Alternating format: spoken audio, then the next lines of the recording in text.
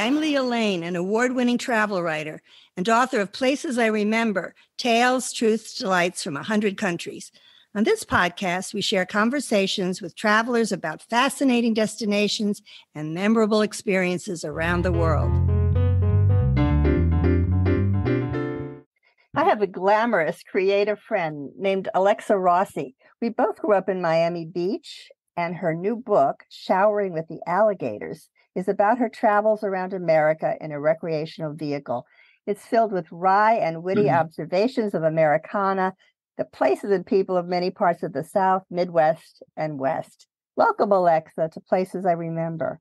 Nice to see you. As a woman who used to be a South Beach maven, and you still live in Miami area, how did your charming book about discovering the other side of the United States come about?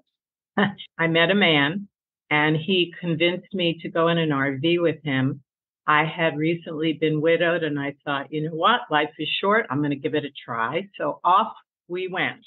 That's what it takes, somebody to get you out there. That's fantastic. Correct. Now, I have to ask you about the title, Showering with the Alligators. Tell us. So one of our very first trips was in Stark, Florida, known for the electric chair. The shower in the little Airstream trailer was really tiny. So T-Rex, who was my traveling person, I nicknamed him that, said, don't worry, go down to the shower house on the park and take all your stuff. So I walked down there with my Crocs and my soap on a rope, and there they were. Alligators of every size off to the left. Well, I got a big chill in the Florida heat, and then I realized that there was a chain link fence between me and the alligators. Good. But that became the phrase for all the scary, fun adventures, and there were many. Sounds like a very good phrase to use. Okay, let's talk about some of the places and the situations and the people of the United States that you've observed from RVing through the years. We'll go alphabetically. Tell us about the vortex in Sedona, Arizona.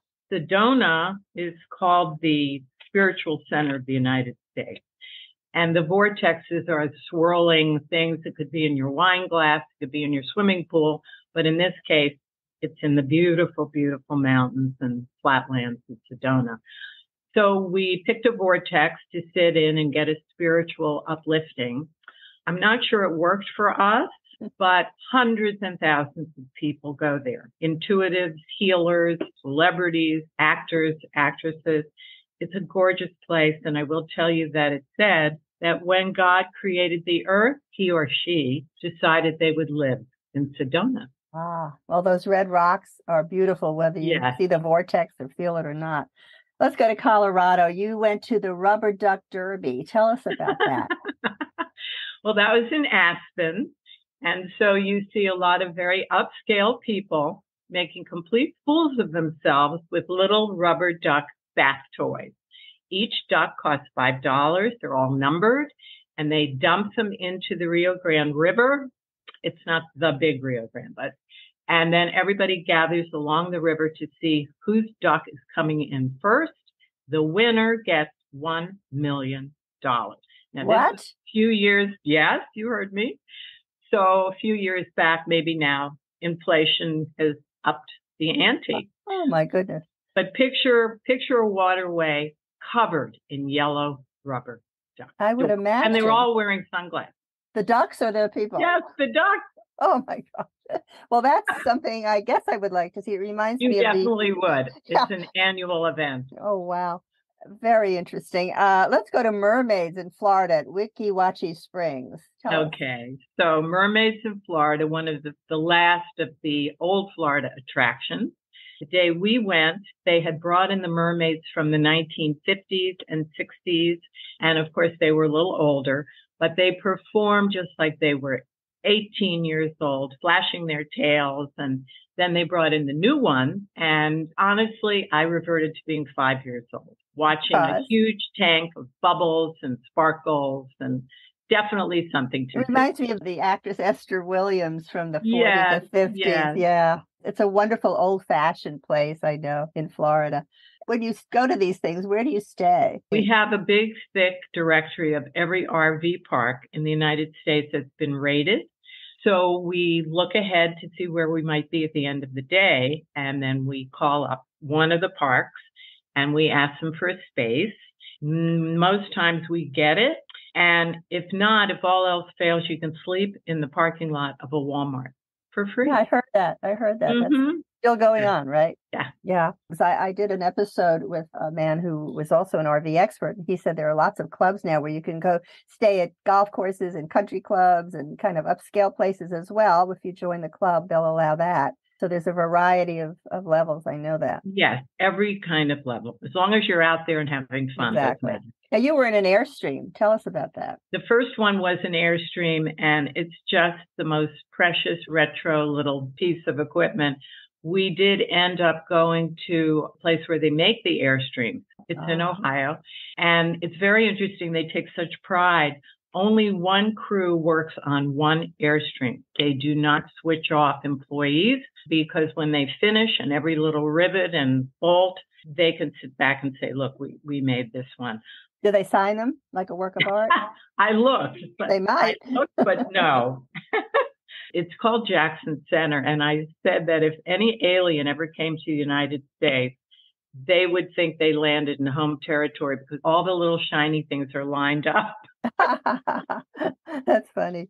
Okay, let's go back to the road. How about Kentucky? You went to Noah's Ark in Williamstown, Kentucky. Tell us about that.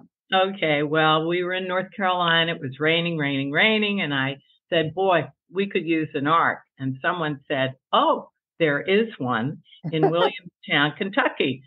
So we went over there. The ark is 2 football fields long. It is supposedly the largest timber wood structure in the world. And it is 3 floors. So apparently the other ark was 3 decks. It is a replica of Noah's Ark. It has everything that the Ark might have had, beautiful baskets, exotic carpets, hammocks, and they do have the animals, but they're outside the Ark. How many animals? Well, they had they had kangaroos and just all kinds of things. They were not inside, they were out. I would say that Noah would not have recognized this Ark because it was air conditioning, it had Wi-Fi, and a gift shop. I like this Ark. Okay, well, let's move along here. From Kentucky, we'll go to Montana. And there were lots of things you did there. I want to talk about the Sun Road, Glacier National Park. When you're in an RV, you have to sometimes take roads, that are a little dicey. Tell us about that. It's called Going to the Sun Road, and it smells like pine, and it's glowing and beautiful, quite frosty. It's all about the water.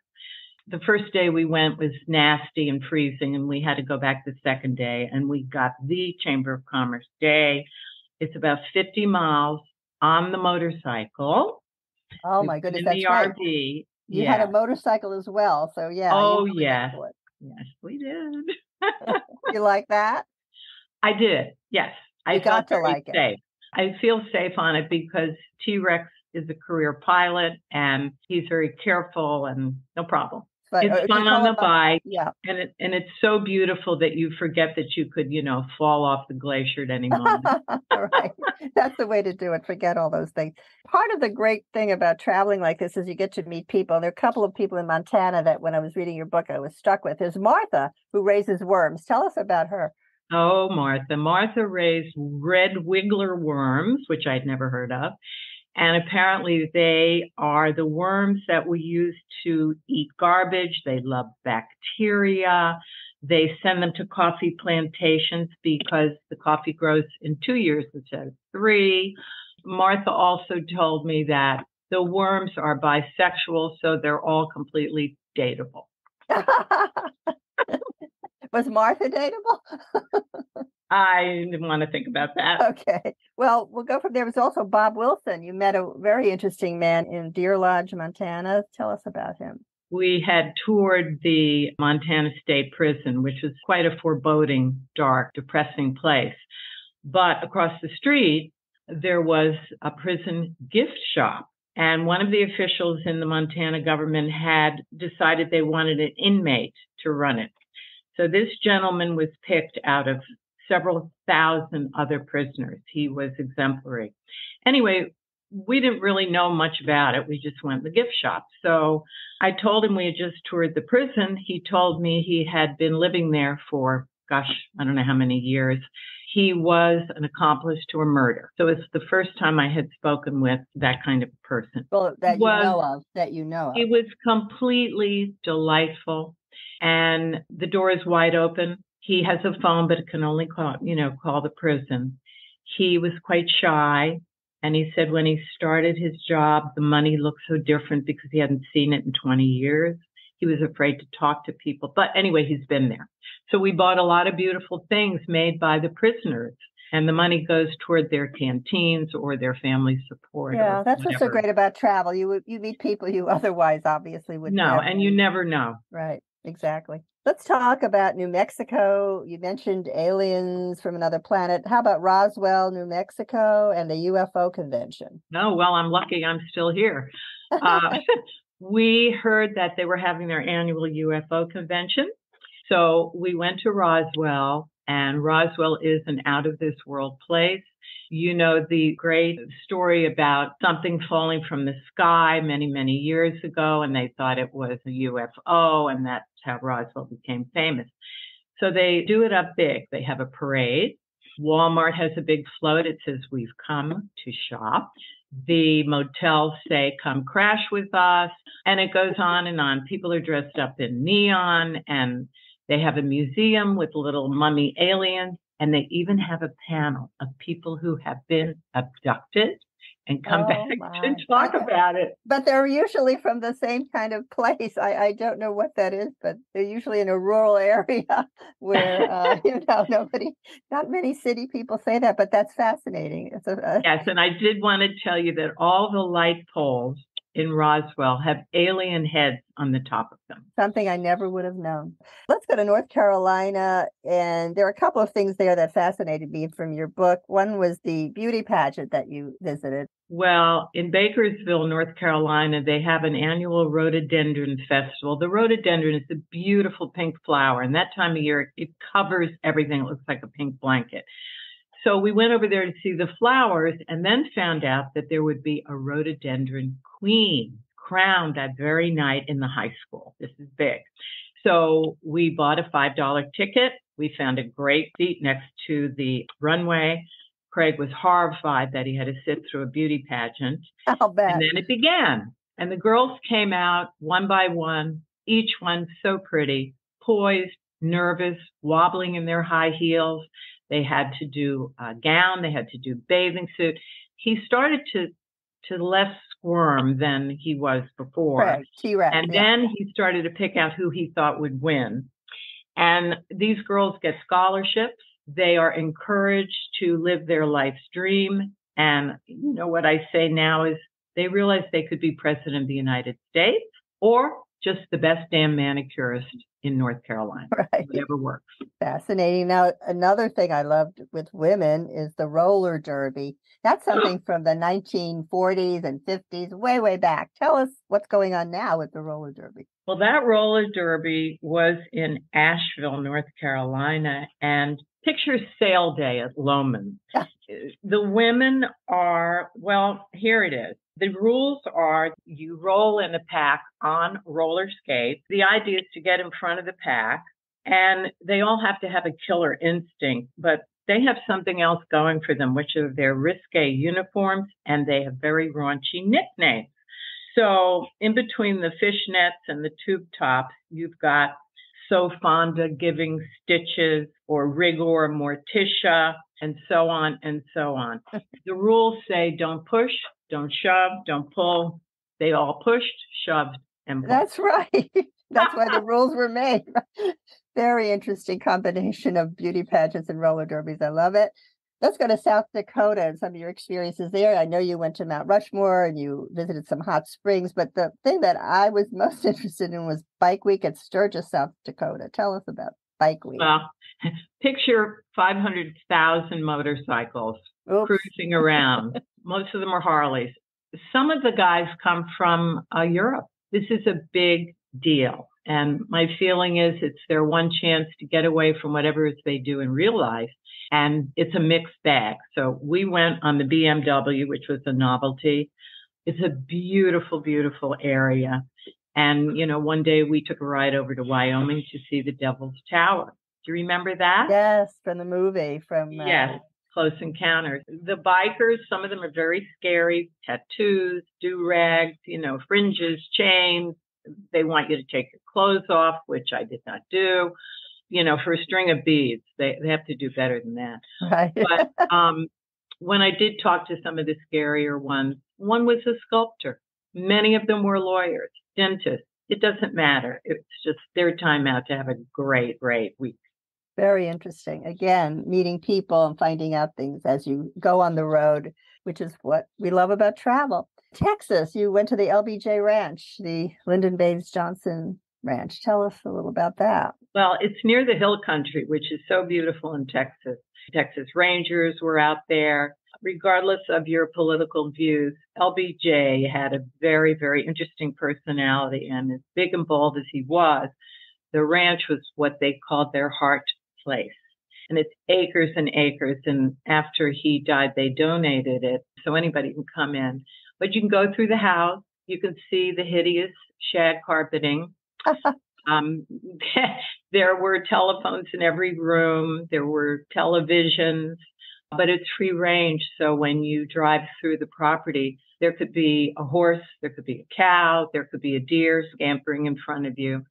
So we really loved it for its beauty. It's a very calm, restful place. Right. And I imagine that the world leaders who came there were very surprised because of the contrast to his big, bold personality. Yeah.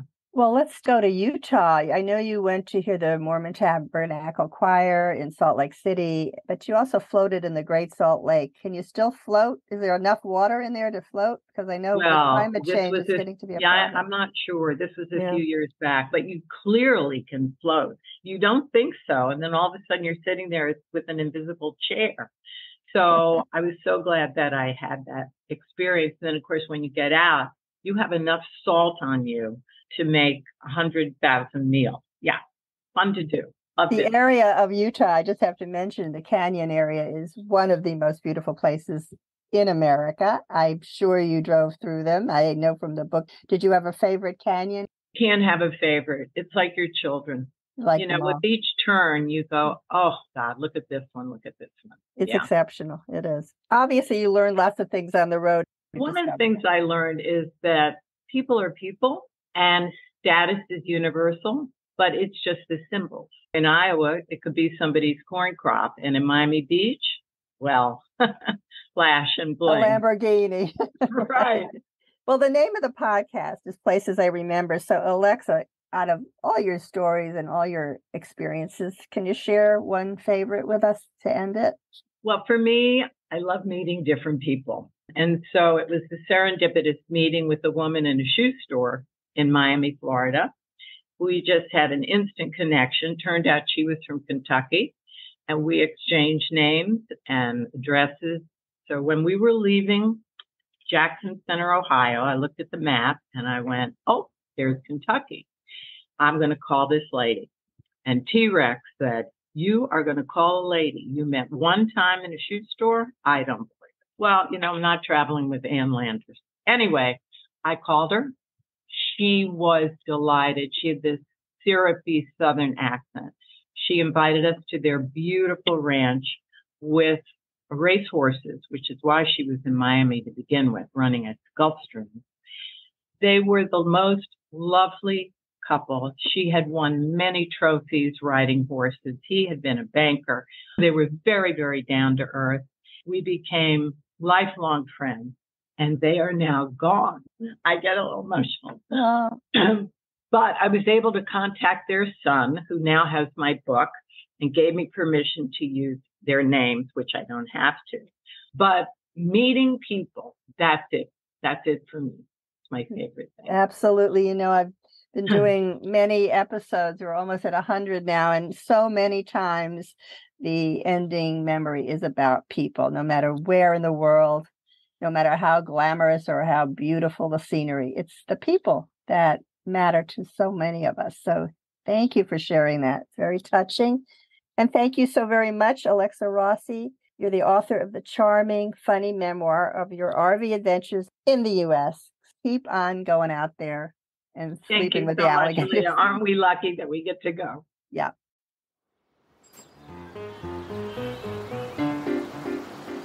Thanks for listening to our award-winning podcast. We've recorded over 100 episodes of Places I Remember, so follow us on any podcast app. And new monthly episodes are also on YouTube with gorgeous video. My book, Places I Remember, is available in print and Kindle, and I read the audio version. Follow my travel writing at Forbes.com. Contact me at the links in the show notes or on my website, placesirememberlealane.com, and keep making your own travel memories.